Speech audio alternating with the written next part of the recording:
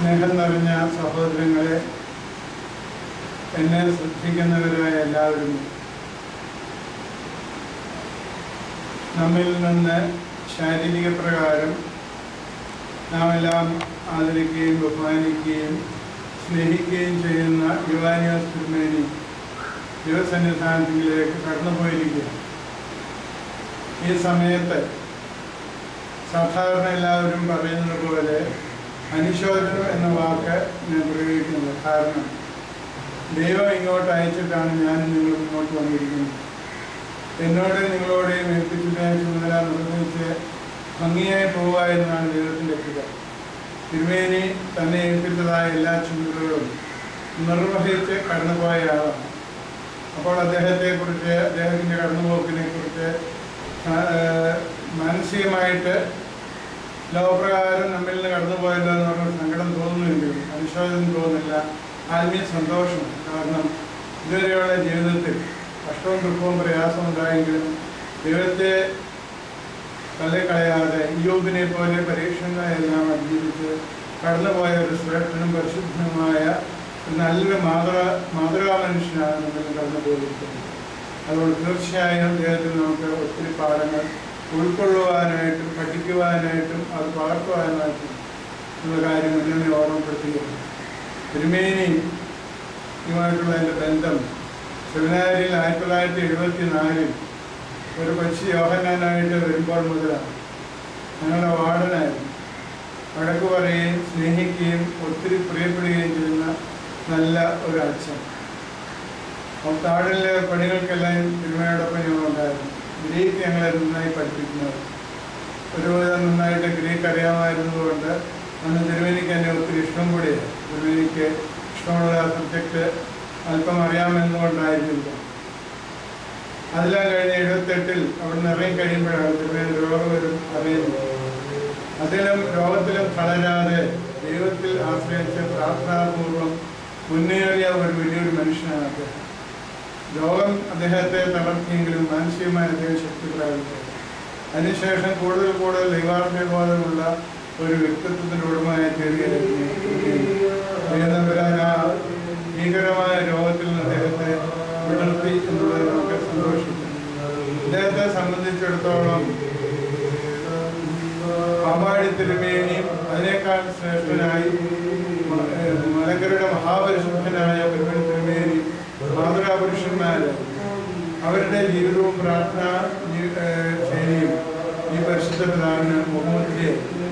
അവരിൽ നിന്ന് ഒത്തിരി പഠിക്കുവാനും അവരുടെ സന്നിധാനത്തിൽ ധ്യാനത്തോടിരിക്കുവാനും അവരുടെ മധ്യസ്ഥയിൽ അഭയം പ്രകാശിക്കുവാനും പരിശുദ്ധ പിതാവിന് കഴിഞ്ഞു എന്നത് ഏറ്റവും ശ്രദ്ധേയമായ കാര്യമാണ്. ഇത് നമ്മൾ മറന്നു പോകുന്നത്. വെട്ടിക്കൽ ദേറായിലെ അച്ഛനായിട്ട് ഞാൻ ചെല്ലുമ്പോൾ കാലത്തിലെ ശ്രേഷ്ഠനായ ഒക്കോമിയൂസ് തിരുമേനി കാലത്തിലായിട്ട് 6-7 വർഷത്തിന് ശേഷം ചെല്ലുന്നു. ദേറ പലതും ജീർണാവസ്ഥയിലായിരുന്നു. മിക്ക മുഴുവൻ കുടിപിടിച്ചിരിക്കുകയായിരുന്നു, കാട് പിടിക്കുകയായിരുന്നു, വസ്തുവാർ പലതും അന്യാധീനപ്പെടുന്ന അവസ്ഥയിൽ അവർ ഒറ്റപ്പെട്ടു പോയി എന്ന് കരുതിയ സമയത്ത് പ്രാർത്ഥനാവാരുടെ സാന്നിധ്യം മാത്രമല്ല, എല്ലാ മാസവും അവിടെ വരികയും അവിടെ വന്ന് എന്നെ ശക്തിപ്പെടുത്തുകയും എല്ലാ മാസത്തിൻ്റെ ആദ്യമായിട്ട് ധ്യാനം തുടങ്ങാൻ കാരണമായ തിരുമേനി എങ്ങനെയാണ് ധ്യാനം നയിക്കുന്നത് എന്നുള്ളതിനെ കുറിച്ച് അവർ ഞങ്ങളെ പഠിപ്പിക്കുകയും ജനത്തെ കൂട്ടുകയും ചെയ്തു. പെട്രോളിൻ്റെ കാശ് പോലും കൊടുത്താൽ വാങ്ങിക്കും. ഒരു ദിവസം പോലും പെട്രോളിൻ്റെ കാശ് വാങ്ങിച്ചതായിട്ട് ഞാൻ ഓർക്കില്ല. അത്രമാത്രം സമർപ്പണത്തോടെ സഹായിച്ചതാണ്. 19 വർഷം അച്ഛനായിരുന്ന കാലത്ത് പള്ളികളിലെ പ്രശ്നങ്ങളിലും പ്രയാസങ്ങളുമായിട്ട് ചെല്ലുമ്പോൾ തിരുമേനി എനിക്ക് ഉപദേശവും പ്രാർത്ഥനയും തരും. തിരുമേനിയുടെ നിർദ്ദേശം അനുസരിച്ച് ഞാൻ പഴയ സെമിനാരിയിലും പരുമലയിലും പോയി പ്രാർത്ഥിച്ച് തിരുമേനിയോടൊന്ന് പറഞ്ഞ് തലയെ കയറിച്ച് പോകുമ്പോൾ എൻ്റെ പ്രശ്നങ്ങൾ മാറി നിർത്താനായി ശേഷം ആലുവായ അനുഭവത്തിലും അത് തന്നെയാണ്. പലപ്പോഴും അവിടുത്തെ കേസും അവിടുത്തെ പ്രശ്നങ്ങളുമായിട്ട് തിരുമേനിയെ സമീപിക്കുമ്പോൾ ആശ്വാസവും സമാധാനവും സംതൃപ്തിയും പകർത്തും. പല കേസിൻ്റെ കാര്യങ്ങൾ പറയുമ്പോൾ എന്തിനെ ഇത്രയും ബേജാറാവുന്നത്, ദൈവം കൂടെയില്ലേ എന്ന് പറഞ്ഞ് ആശ്വസിപ്പിക്കുന്നതായി കാബൂൽ പോയിരുന്ന് പ്രാർത്ഥിക്കുക. തീർച്ചയായിട്ടും എല്ലാം തീർത്തും കിട്ടും എന്ന് പറഞ്ഞ് ആ കേസുകളുടെ കാര്യങ്ങൾ സംസാരിക്കുമ്പോൾ അതിൻ്റെ വിജയകാര്യങ്ങളിലെല്ലാം വളരെയേറെ സന്തോഷിക്കുന്ന ഒരു കാരണമാണ് കാണുവാനായിട്ട് കഴിഞ്ഞത്. ഈ സമയത്ത് എനിക്ക് തിരുവേദിയെക്കുറിച്ച് ഓർക്കുമ്പോൾ സങ്കീർത്തനക്കാരൻ 1-ാം സങ്കീർത്തനത്തിൽ പാടുന്ന പാട്ടാണ്. അവിടെ പറഞ്ഞിരിക്കുന്ന എല്ലാ കാര്യങ്ങളും തിരുമേനിയിൽ അന്വർത്ഥമാണ്. അവിടെ പറയുന്നു, ദുഷ്ടന്മാരുടെ ആലോചന പ്രകാരം നടക്കാതെയും പാപികളുടെ വഴിയിൽ നിൽക്കാതെയും പരിഹാസങ്ങൾ ഏർപ്പെടുത്തിയിരിക്കാതെയും യഹോവയുടെ ന്യായപ്രമാണത്തിൽ സന്തോഷിച്ച് അവൻ്റെ ന്യായപ്രമാണത്തെ രാപകൽ ധ്യാനിക്കുന്നതാക്കുക. എപ്പോഴും തിരുമേനിയും രാപകൽ പ്രാർത്ഥനയും ധ്യാനവും നടക്കും. ചികിത്സയ്ക്കായിട്ട് പോകുന്നതിന് മുമ്പ് പോലും പ്രഭാത പ്രാർത്ഥന തികച്ച് തീർത്തതിന് ശേഷം, ധ്യാനം തീർത്തതിന് ശേഷം ഭക്ഷണം കഴിഞ്ഞാണ് ചികിത്സയ്ക്കായിട്ട് പോകുന്നത്. അത്രമാത്രം ധീരത്തോടൊപ്പം രാപകൽ ധ്യാനിച്ച ഒരു വിശുദ്ധനായ മനുഷ്യനാണ് നമ്മിൽ നിന്ന് ശാരീരികമായിട്ട് മാത്രം കടന്നു പോയിരുന്നുള്ള കാര്യം നാം പ്രത്യേകിച്ച് ഓർക്കണം. കാരണം 3-ാം വാക്യത്തിൽ പറയുന്നു, അവൻ ആചരിക്കുന്നു നട്ടിരിക്കുന്നതും തക്കവായിട്ട് ഫലം കായ്ക്കുന്നതും ഇലവാടാത്തമായ വൃക്ഷം പോലെ ഇരിക്കും. അവൻ ചെയ്യുന്നവർക്ക് സാധിക്കും. തിരുമേനിയെ സംബന്ധിച്ചിടത്തോളം ഇലവാടാത്ത വൃക്ഷം, നീയും ഇലവാടത്തില്ല. അദ്ദേഹത്തിൻ്റെ മധ്യസ്ഥതയും പ്രാർത്ഥനയും നമുക്ക് എപ്പോഴും കോട്ടയാണ്. തിരുമേനി ഇലവാടാത്ത വൃക്ഷം പോലെ ആചരികത്ത് നട്ടിരിക്കുന്ന ഒരു വൃക്ഷം. ആചരികത്ത് നടുക എന്ന് പറയുന്ന സഭയും അതുപോലെ പരിശുദ്ധാത്മാവിൻ്റെ കൃപയും പരിശുദ്ധാത്മാവിൻ്റെ കൃപയെ ആശ്രയിച്ച് ജീവിക്കുന്ന മനുഷ്യൻ. നമുക്കറിയാം, വെള്ളം വലിച്ചെടുത്താണ് ആചരികത്ത് നട്ടിരിക്കുന്ന വൃക്ഷം വളർന്നത് എന്ന് പറഞ്ഞ പരിശുദ്ധാത്മാവിൻ്റെ കൃപയും സഭയുടെ അനുഗ്രഹീത തീരത്ത് വളർന്ന ഒരു വലിയൊരു വൃക്ഷമായിരുന്നു. അത് ഇലവാടാത്തതായ വൃക്ഷമാണ്, ചെയ്യുന്നതെല്ലാം സാധിക്കുന്ന വൃക്ഷമാണ്, ഫലം കായ്ക്കുന്ന വൃക്ഷമാണ്. പലപ്പോഴും ആശ്വാസം സമാധാനം കൊടുത്തിരുന്ന ഒരാളായിരുന്നു നമുക്കറിയാം. അവിടെ വീണ്ടും പറയാം, ദുഷ്ടന്മാർ അങ്ങനെയല്ല, കാറ്റ് പാറ്റുന്നത് അതുപോലെയാണ്. ദുഷ്ടന്മാരെ സംബന്ധിച്ചിടത്തോളം പ്രശ്നങ്ങളും പ്രയാസങ്ങളും വരുമ്പോൾ അടിപതറിപ്പോകും. തിന്മയെ സംബന്ധിച്ചിടത്തോളം എന്തെല്ലാം പ്രശ്നമുണ്ടെന്ന് പറഞ്ഞാൽ, ആരെല്ലാം എതിർക്കെന്ന് പറഞ്ഞാൽ പറയാനുള്ളത് ഭംഗിയായി പറയാൻ ഒരു പതർച്ചയും കൂടാതെ അവരെ അതിജീവിക്കാൻ വേണ്ടി നിന്നു എന്നുള്ള കാര്യം ഞാൻ പ്രത്യേകിച്ച് ഓർക്കണം. അവസാന വാക്യം ഞാൻ പറയും, വാക്യം വായിക്കണമെന്നുണ്ടെങ്കിലും അവസാന വാക്യം വായിക്കുകയാണ്, യഹോവ നീതിമാന്മാർ വഴി അറിയുന്നു. യഹോവ തിരുമേനിയുടെ വഴി അറിഞ്ഞിരുന്നു. തിരുമേനിയെ സമാധാനത്തോടും സന്തോഷത്തോടും കൂടെ തൻ്റെ സന്നിധിയിലേക്ക് തിരുമേനി ചേർത്തിരിക്കുകയാണ്.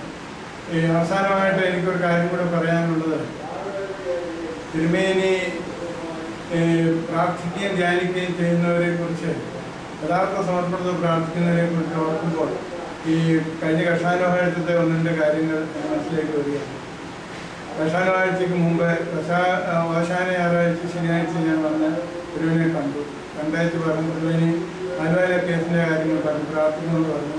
അത് കഴിഞ്ഞേച്ച് പറഞ്ഞു, ഞാൻ കഷാനവാഴ്ച പുതുപ്പള്ളി തിരുവേൻ്റെ പള്ളിയിലാണെന്ന് പറഞ്ഞു. അതിനെക്കുറിച്ചും സംസാരിച്ചു. പിന്നെ മറ്റു പല കാര്യങ്ങളും സംസാരിച്ച് കഴിഞ്ഞ് ഞാൻ തലയ്ക്ക് അനുഗ്രഹിക്കണം.